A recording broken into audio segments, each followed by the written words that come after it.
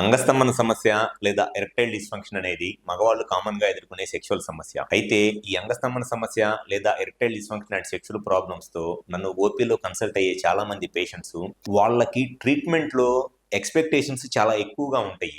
అసలు ఈ సెక్షువల్ గా ఈ అంగస్తంభన సమస్య లేదా ఎరెక్టైల్ డిస్ఫంక్షన్ ప్రాబ్లమ్స్ ఉన్నప్పుడు ట్రీట్మెంట్ లో రియాలిటీ ఏమిటి అండ్ పేషెంట్స్కి ఉండే ఎక్స్పెక్టేషన్స్ ఏమిటి అండ్ ఆ పేషెంట్ ఎక్స్పెక్టేషన్స్ని మనం రియల్గా ట్రీట్మెంట్తో మీట్ అవ్వగలమా లేదా అనేది ఈ వీడియోలో నేను డీటెయిల్గా చెప్తాను. నా పేరు doctor Kranti Kumar Reddy, consultant andrologist, జేఆండ్రాలజీ అండ్ మెన్స్ హెల్త్. మాకు విజయవాడ, వైజాగ్, రాజమండ్రి, నెల్లూరు మరియు కర్నూలులో బ్రాంచెస్ ఉన్నాయి. నేను మగవాళ్ళలో ఎటువంటి సెక్షువల్ సమస్యలు ఉన్నా, ముఖ్యంగా అంగస్తంభన సమస్య లేదా సిగరెట్స్ లో ఉన్న సెక్షువల్ ప్రాబ్లమ్స్ ను ట్రీట్మెంట్ చేస్తాను. ముందుగా చాలా మంది పేషెంట్స్ జనరల్ గా నన్ను ఓపీలో కన్సల్ట్ అయ్యే చాలా మంది పేషెంట్స్ ఏజ్ వచ్చేసి 35 నుంచి 45-50 ఇయర్స్ ఏజ్ గ్రూప్ లో వాళ్ళు చాలా ఎక్కువ మంది పేషెంట్స్ ఉంటారు. ఈ పేషెంట్స్ కి అంగస్తంభన సమస్య లేదా erectile dysfunction and sexual problems start అయినప్పుడు వాళ్ళకి జనరల్ గా ఉండే రీజన్స్ ఏముంటాయి అని అంటే sugar, BP, smoking, alcohol, obesity లేదా కొలెస్ట్రాల్ ఎక్కువ ఉండటము. ఈ కారణం వల్ల వాళ్ళకి అంగస్తంభన సమస్య వచ్చింది. సో వాళ్ళు సెక్షువల్ గా ఎటువంటి ఇబ్బందులు ఎదుర్కొంటారు అని అంటే సెక్స్ చేద్దాం అనుకున్నప్పుడు అంగం పూర్తిగా గట్టిగా అవ్వక, ఇన్సర్ట్ చేద్దాం అనుకున్నప్పుడు ఇట్లా ఇన్సర్ట్ చేసి సెక్స్ చేద్దాం అనుకున్నప్పుడు పెన్నిస్ పూర్తిగా గట్టిగా అవ్వక ఇట్లా బెండ్ అయిపోయి సెక్స్ చేయడానికి ఇబ్బంది పడతా ఉంటారు.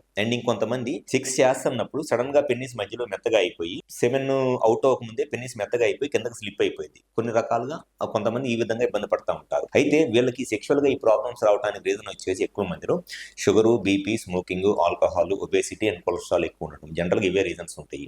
ఈ పేషెంట్స్ కి కరెక్ట్ గా మనము రీజన్ ఏంటి అనేది తెలుసుకొని ట్రీట్మెంట్ చేస్తే డెఫినెట్ గా ఈ ప్రాబ్లం వాళ్ళకి క్లియర్ అయిపోయి సెక్షువల్ గా వాళ్ళ లైఫ్ ని హ్యాపీగా ఎంజాయ్ చేయవచ్చు. కానీ ఈ పేషెంట్స్ యొక్క ఎక్స్పెక్టేషన్స్ ఎలా ఉంటాయి అని అంటే వాళ్ళకి మెడిసిన్స్ ఫస్ట్ వాళ్ళ ప్రాబ్లమ్ కి రీజన్ ఏంటో ఐడెంటిఫై చేసి ట్రీట్మెంట్ చేసి 1 మంత్ మెడిసిన్స్ వాడిన తర్వాత 1 మంత్ మెడిసిన్స్ వాడుకొని వస్తారు. వచ్చిన తర్వాత ఎట్లా ఉంది మీకు మెడిసిన్స్ వాడిన తర్వాత సెక్షువల్ గా అంటే బానే ఉంది సార్ అంటారు. మరి బానే ఉంది కదా ఇంకా ఏంటి అని అంటే లేదు సార్ నాకు 15-20 ఇయర్స్ ఉన్నప్పుడు వచ్చినంత ఎరెక్షన్ ఇప్పుడు రావట్లేదు అని అంటారు. అక్కడ రియాలిటీ ఏంటి అని అంటే వాళ్ళకి సెక్షువల్ ప్రాబ్లం రావడానికి రీజన్ ఏంటో ఐడెంటిఫై చేసి ఆ ప్రాబ్లం క్లియర్ చేస్తే వాళ్ళు సెక్షువల్ గా కలిసి వాళ్ళ సెక్షువల్ లైఫ్ ని ఎంజాయ్ చేస్తున్నారు లేదా అనేది రియాలిటీ. కానీ వాళ్ళ ఎక్స్పెక్టేషన్స్ ఎట్లా ఉంటాయి అని అంటే నాకు 15 సంవత్సరాలు ఉన్నప్పుడు ఎంత ఎరెక్షన్ ఉందో అంత ఎరెక్షన్ కావాలి సార్, నాకు 20 సంవత్సరాలు ఉన్నప్పుడు ఎంత ఎరెక్షన్ ఉందో అట్లా ఎరెక్షన్ కావాలి, నేను 15 సంవత్సరాలు ఉన్నప్పుడు రోజుకి 3-4 సార్లు లేదా 20 సంవత్సరాలు ఉన్నప్పుడు లేదా పెళ్ళైన కొత్తలో ఉన్న రోజుకి 3-4 సార్లు సెక్స్ లో కలిసేవాడిని, ఇప్పుడు రోజుకి ఒకసారి కలవగలుగుతున్నాను, లేదంటే వారానికి 3-4 సార్లు సెక్స్ చేయగలుగుతున్నాను,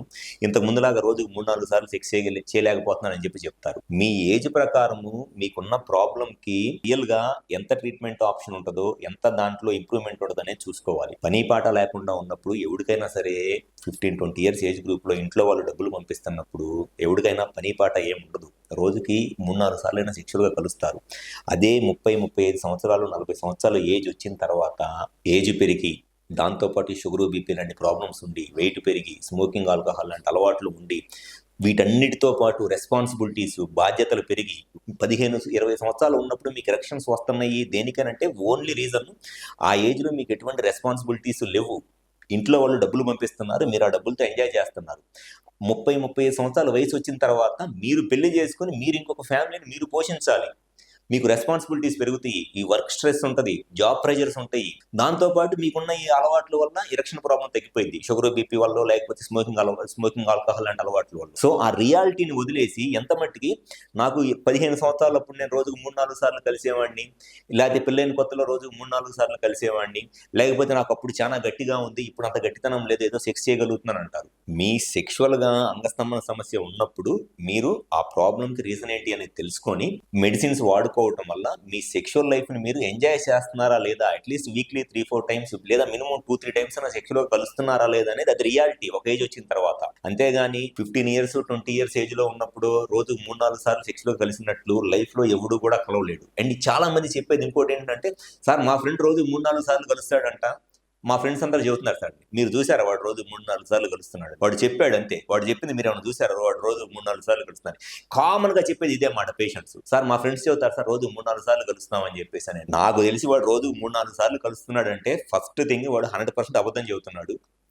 లేదు అని అంటే అసలు వాడికి రెండో పని పాట ఏం లే, వాడికి ఇక లైఫ్, ఫ్యామిలీయో, సంపాదనో, జీవితంలో బాగుపడాలనో ఏమీ లేదు. ఇంక వాడు ఒక పర్వర్టెడ్ ఫెలో. వాడు అబ్నార్మల్. నిజంగా రోజుకి 40 ఏళ్ళు వచ్చినా, 35 ఏళ్ళు వచ్చినా పని పాట లేకుండా రోజుకు 3, 4 సార్లు సెక్స్‌లో కలుస్తున్నాడు అంటున్నాడంటే వాడికి పని పాట లేదని అర్థం. అంతేగాని ఎవ్వడు కూడా బుర్రా బుద్ధి ఉండి, ఒక ఫ్యామిలీ ఉండి, రెస్పాన్సిబిలిటీ ఉన్నోడు ఎవడు కూడా రోజుకు 3, 4 సార్లు సెక్స్ చేయలేడు. అవన్నీ 15-20 ఇయర్స్ ఏజ్ గ్రూప్‌లో ఉన్నప్పుడు ఖచ్చితంగా ఎవరికైనా ఉంటాయి. ఎందుకంటే ఆ ఏజ్‌లో మీకు హార్మోన్ లెవెల్స్ చాలా ఎక్కువగా ఉంటాయి. ఈ షుగరు, బీపీ లాంటి ప్రాబ్లమ్స్ ఉండవు. ఎటువంటి అలవాట్లు ఉండవు. ఫిజికల్‌గా చాలా ఫిట్‌గా ఉంటారు. డెఫినిట్‌గా ఆ ఏజ్‌లో ఎవరైనా సరే రోజుకి 2, 3 సార్లు సెక్స్‌లు ఈజీగా కలుస్తారు. కానీ ఒక రెస్పాన్సిబిలిటీస్ వచ్చి, ఒక ఏజ్ పెరిగి, కొన్ని అలవాట్లు అయిన తర్వాత షుగరు, బీపీ లాంటి ప్రాబ్లమ్స్ ఉన్నప్పుడు రోజుకి ఒకసారి సెక్స్‌లో కలిసినా it's more than enough. And వారానికి 3, 4 సార్లు సెక్స్‌లో కలిసినా it's more than enough. So, patient ఎక్స్‌పెక్టేషన్స్‌కి, రియాలిటీకి చాలా డిఫరెన్స్ ఉంటది. పేషెంట్ ఎక్స్‌పెక్టేషన్స్‌ని మీట్ అయ్యేటట్లు ట్రీట్మెంట్ చేయటానికి ఎటువంటి ఏ డాక్టర్‌కి కూడా అంత ఛాన్స్ ఉండదు.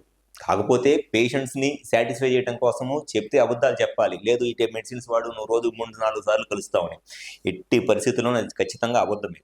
రోజుకి ఒకసారి కలిసేటట్లో లేదా మినిమమ్ వారానికి 2, 3 సార్లు కలిసేటట్లో సెక్షువల్‌గా ఏదైనా ప్రాబ్లమ్ ఉంటే ట్రీట్మెంట్ చేయగలంలే గానీ, పేషెంట్ ఎక్స్‌పెక్టేషన్స్ తగ్గినట్లు రోజుకు 4, 5 సార్లు సెక్స్‌లో కలవాలో లేకపోతే 15, 20 సంవత్సరాలు ఉన్నప్పుడు ఎరెక్షన్స్ రావాలనుకోవడానికి ఎట్టి పరిస్థితుల్లోనూ ఛాన్స్ ఉండదు.